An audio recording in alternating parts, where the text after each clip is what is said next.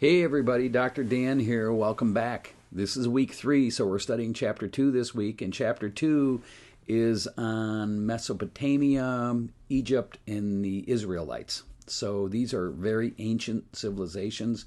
It's a starting point for most world history classes, Mesopotamia, the Fertile Crescent. We'll talk about that here in a minute.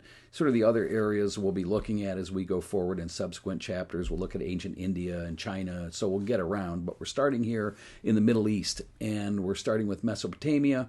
And before we do that, just want to address a little something about the word civilization and to be civilized, because it's one of those words in history that's sort of a loaded word, and we have to use it carefully.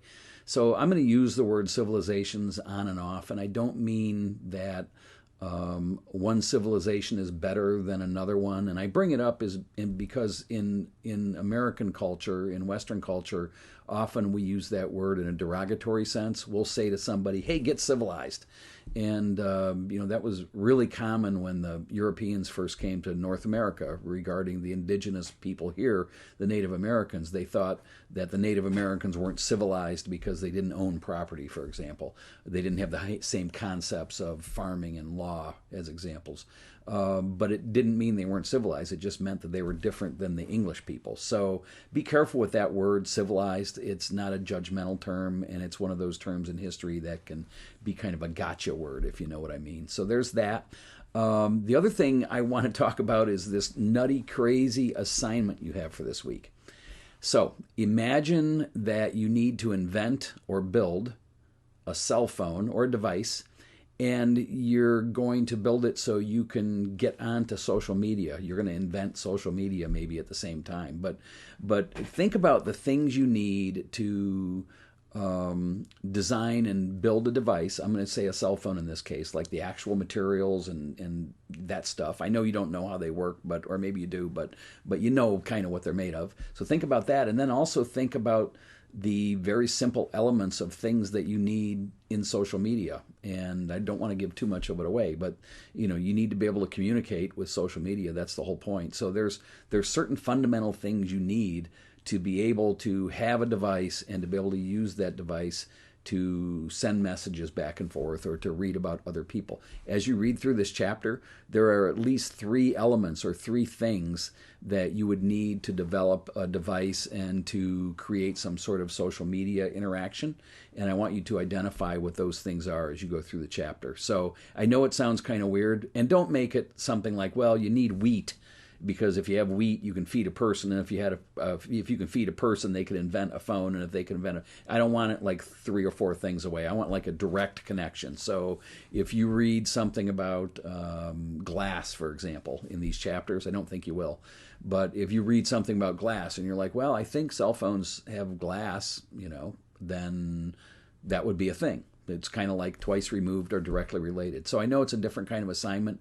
There'll be more about the assignment and what you have to do in Blackboard in this week's module. It'll be kind of fun, I hope. So that's those 2 things. This chapter, and I'm going to try to go fast because I don't want my lecture to be too long and bore you to death, but this chapter starts with Mesopotamia, which is basically modern-day Iran. It doesn't share the exact same borders, but it encompasses an area that's also known by historians as the Fertile Crescent, and fertile meaning it's agriculturally good. And the reason for that is because of the Tigris and Euphrates rivers, and they run through the north up by the Taurus Mountains near the Caspian Sea down towards the Persian Gulf. So again, if you're looking at modern-day Iran, if you don't know where that's at, the Middle East, that's where Mesopotamia was. And in the southern part of Mesopotamia are Sumer, or S-U-M-E, the Sumerians.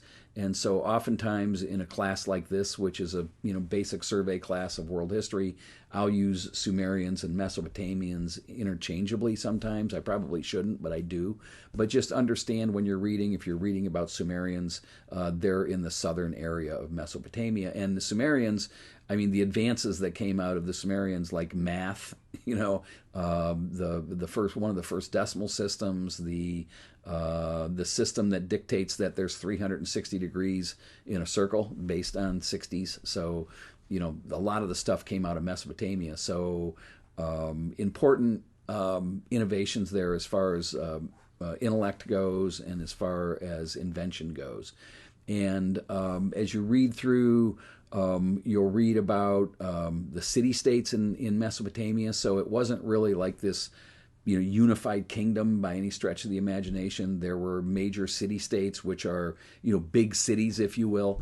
And they went to war with each other. So, that's sort of the story here, is that there are factions that grow and get more powerful and factions that die off. And a lot of reasons people, these city-states die off is because they either lose power as far as they get defeated, or sometimes there's desiccation that goes on, which means there's a lot of climate change in these early periods, and not immediate climate change, but over time.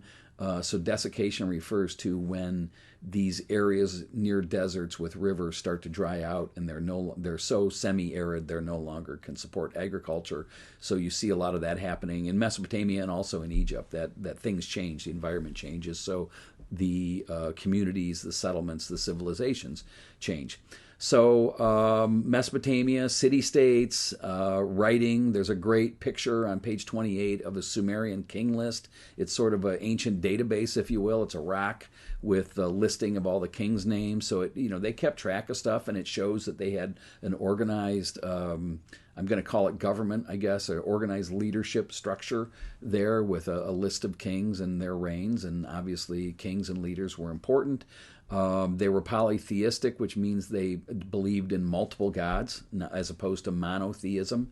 So polytheistic, and the gods they believed in oftentimes were related to the different city-states. So there wasn't necessarily one big god that everyone in Mesopotamia bowed to. It was multiple gods. So polytheism.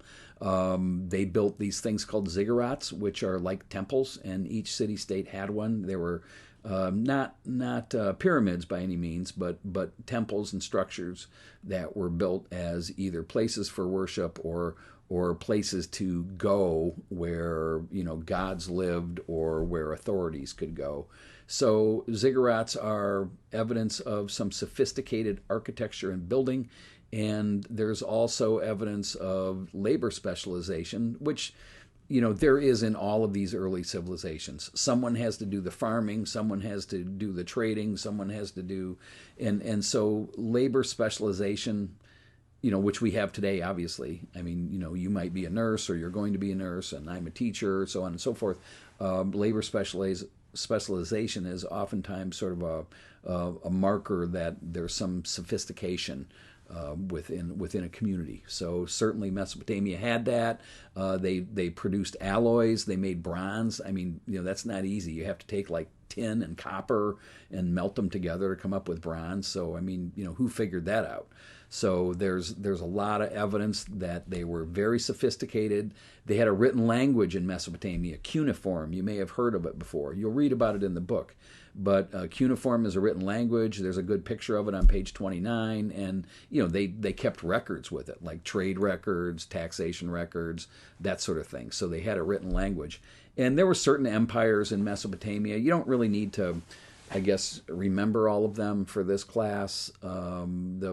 They're all really important. I mean, each one of them had big advances. Sort of the biggie for me is probably the Babylonian and or the New Babylonian. I'm not remembering off the top of my head, but it's in the book. But the only reason I bring it up is there's a guy named King Hammurabi, and there's the Hammurabi Code. You'll read about that, and that's on pages, I think, 32, 33, somewhere in there. And the Hammurabi Code is kind of cool because it's this listing of 282 laws that King Hammurabi came up with, and the laws are actually like carved in this thing called the Hammurabi stele. So this big piece of iron with these 282 laws. And basically, if you had to sum up the Hammurabi Code, it's eye for an eye with everything, pretty much. I mean, there's one on there. What's my favorite? 197, law number 197 of Hammurabi says that if you break a man's bone, then your bone shall be broken.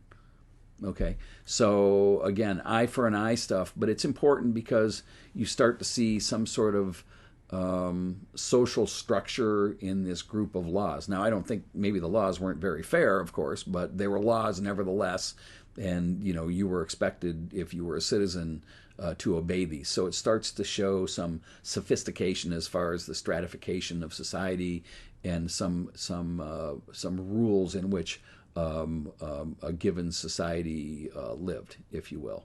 So there's that. And so that's a big deal. I mean, when you talk about Western law and our legal system, the Hammurabi Code, there's a lineage that comes from that. So a lot of stuff that happened in the past still affects us today, and certainly laws and codification of laws is one of them. So there's that. And just the other thing about Mesopotamia before I move on is really advanced math. And there's a great Arabic tradition of really technologically advancements in math and definitely all these different areas of advancement. So scientific and language advancement, if you will. I wish there was more time to get into it, but there's not. But if you want more reading on any of that stuff, like technology and ancient Mesopotamia, let me know, because I have some sources I can give you. Second of all, we have to cover the Israelites and ancient Israel. And it's really important. The two big important points out of the Israelites is this idea of monotheism, so belief in one God, and also stuff that comes out of the Hebrew scriptures.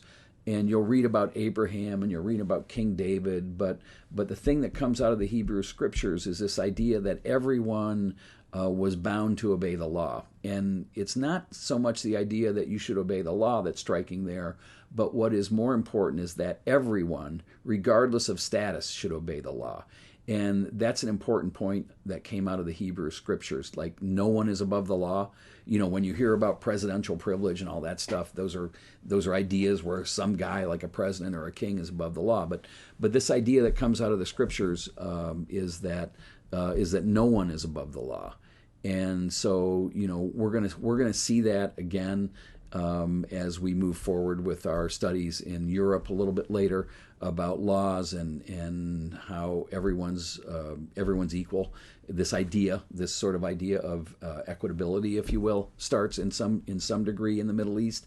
So again, the takeaway from the Israelites is this idea of monotheism, which all modern religions are based on. So whether you're Christian or Muslim or Jew, I mean, everything starts here with the Israelites and this monotheism. All of those religions feel that the Hebrew scriptures are very important, is a very important piece of work. So kind of keep that in mind. That's why it's important. It's very religiously charged. There was these great, the kingdom of Israel, the ancient kingdoms of Israel, King David you'll read about, but the capital of kingdom of Israel was Jerusalem, and it's one of the reasons why Jerusalem is so controversial today still, because of this rich tradition that it has going back.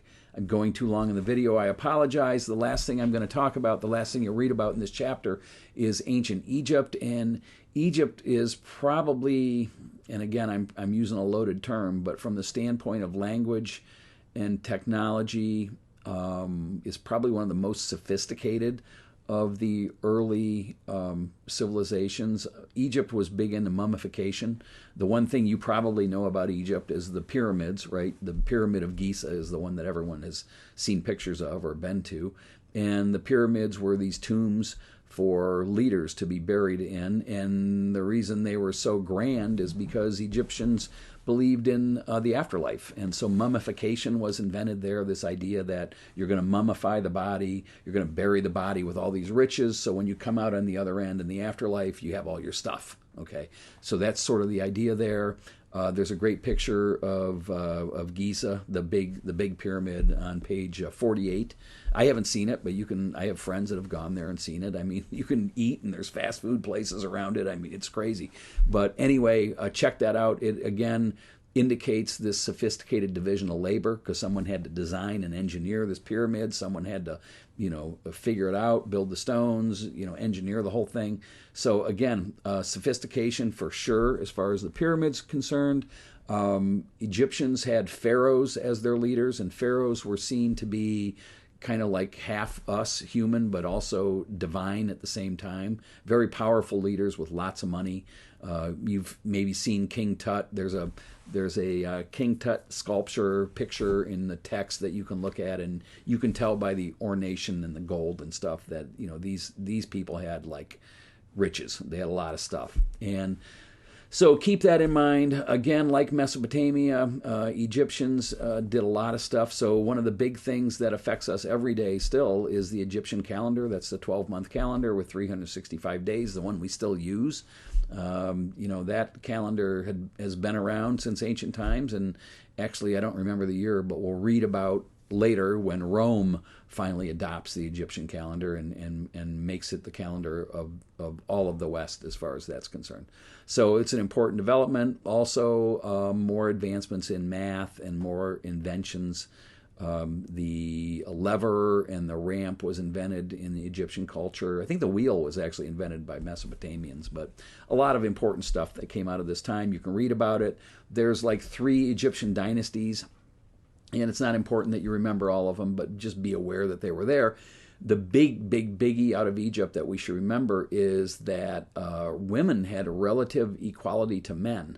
They had considerable rights and freedoms. They could own property. They could enter into legal agreements. There was even female pharaohs. So that's very unique to the stuff that we've read about in this chapter, and that's something you should keep in mind.